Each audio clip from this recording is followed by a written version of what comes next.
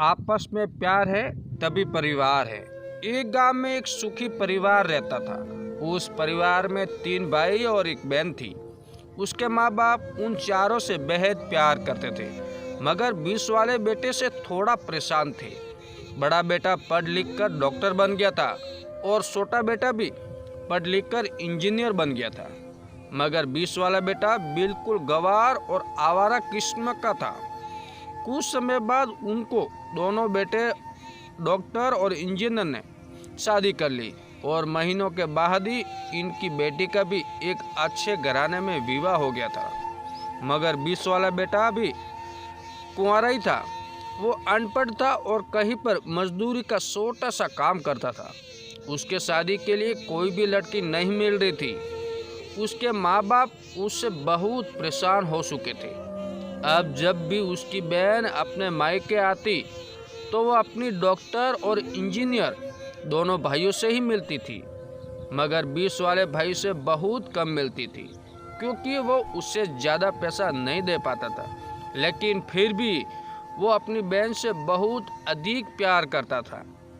कुछ समय बाद उनके पिताजी की 20 वाले बेटे की बिना शादी किए ही मृत्यु हो गई। उनकी माँ ने सोचा कि अब किसी के मुंह से बंटवारे की बात निकले, इसलिए अपने ही गांव में एक सीधी सादी लड़की से मंझले बेटे की शादी करवा दी। शादी होते ही न जाने क्या हुआ, अनपढ़ बेटा मन लगाकर काम करने लगा और पहले से कहीं ज़्यादा मेहनत भी करने लगा। अब कोई भी पुराना दोस्त उसको मटर कश्ती के लिए बुलाने आता तो वो मना कर देता। एक दिन उसके डॉक्टर और इंजीनियर भाई ने सोचा कि ये तो गंवार और अनपढ़ है, हम इससे कहीं ज़्यादा पैसा कमा लेते हैं, इसलिए अब हमें बंटवारा कर लेना चाहिए। माँ के लाख मना करने के बाद भी दोनों बेटों ने बंटवारे की तारीख तय कर दी और उन्होंने अपनी बहन को भी बुला लिया। तभी उनका गंवार भाई कहता है कि तुम लोग बंटवारा कर लो, मुझे जो बसे वो दे देना या ना देना, मैं शाम को आकर अंगूठा लगा दूंगा। तभी उसकी बहन कहती है, अरे बेवकूफ़, तू तो हमेशा बेवकूफ़ ही रहेगा। जमीन का हिस्सा तो आमने सामने बैठकर होता है।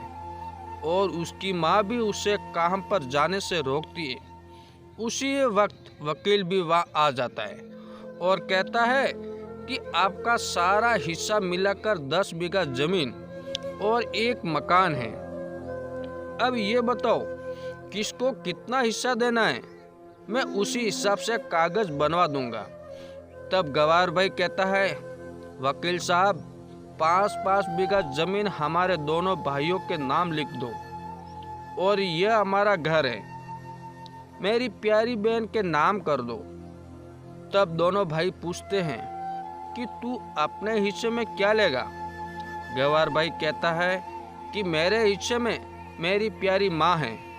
वो अपनी पत्नी की तरफ मुस्कुराते हुए कहता है, क्यों, क्या मैंने गलत कहा? उस गंवार और अनपढ़ की पत्नी अपनी सास से लिपट कर कहती है, माँ से बड़ी वसीयत क्या होगी मेरे लिए।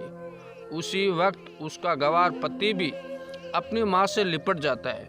गंवार बेटे और बहू के प्यार ने जमीन जायदाद के बंटवारे को एक सन्नाटे में बदल दिया।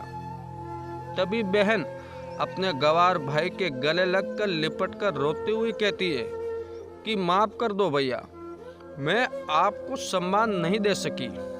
तभी उसका भाई कहता है, मेरी प्यारी बहन, इस घर में जितना अधिकार हमारा है उतना ही तुम्हारा भी है।